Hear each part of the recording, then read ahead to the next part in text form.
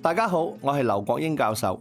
今日為大家聲演嘅故事係邁向更好的你，節錄外送員的傷疤。我一直都冇辦法對我哋公寓送外賣嘅人產生好感，每日見住佢着住一身油膩嘅工作服，冇晒精神咁攞住啲飯盒，動作慢到成隻老和牛咁啊！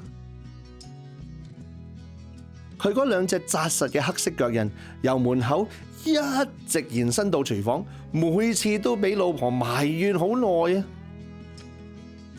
前嗰排送外賣嘅換咗一個35歲左右嘅人，左邊面上有一條明顯嘅疤痕，緊皺嘅皮膚將五官牽扯得有啲變形，伸出嘅手掌仲有幾條類似嘅傷。比起佢呢個咁恐怖嘅樣，我寧願送外賣嘅係嗰隻老黃牛。中午嗰個外送員又嚟啦，佢着套乾淨嘅制服，拎住飯盒行到門口嘅時候就停低咗。佢將腳上對鞋除咗出嚟放喺門口，赤腳咁行，將飯菜攞出嚟之後，認真咁將菜名同價錢話俾我知，然後安靜咁離開。你今日嘅表現都唔錯喎。老婆收工返嚟，到屋企嘅時候讚咗我一句：呢個唔係我嘅功勞。我指住個地板講，望住乾淨嘅地面，諗起佢小心翼翼咁工作，我突然覺得心入邊有啲溫暖啊！成個夏天，呢位外送員都喺我哋嘅公寓出出入入，勤勞咁工作。無論係烈日當頭定係大雨滂沱，只要一個電話，佢都會過嚟送外賣，而且準時又冇差錯。有一日，當我收工返到屋企，咁啱見到佢將外賣送到對面嘅單位，鄰居兩夫婦嘅公司都有啲遠，中午通常只係得小朋友自己喺屋企，所以一直都係媽媽朝早訂好午餐，由外送員送過嚟。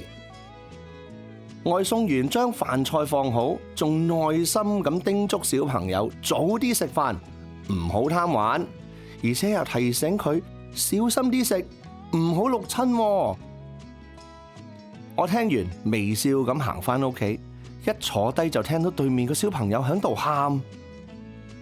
我一打開門就見到嗰位外送員即刻放低餐盒，飛快咁跑過去，佢將跌爛咗嘅湯碗收埋一邊，抱住鄰居嘅小朋友跑去醫院。原來喺佢上樓為另一家人送外賣嗰陣，小朋友一路食飯一路打機，唔小心整跌咗碗湯，熱湯倒到成個大髀都係，淥到佢喊咗出嚟。我即刻打電話通知小朋友嘅父母。當兩夫妻急急忙忙咁趕到醫院嗰陣，小朋友嘅傷口已經包紮好，響病房度休息緊。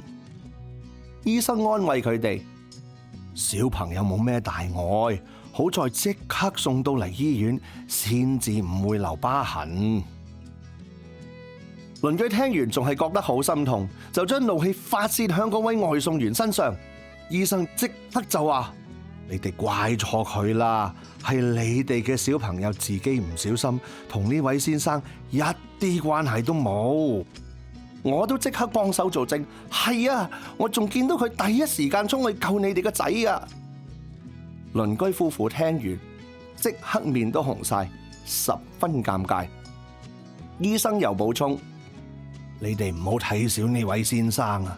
佢雖然係個外送員，但係同時都係個大英雄。3年前市中心廣場嗰場大火啊，係佢隻身出入火場，救出咗6條人命。佢身上嘅傷疤就係咁嚟噶。唔需要其他解釋，我同嗰對夫婦同一時間都呆咗，感覺自己好渺小。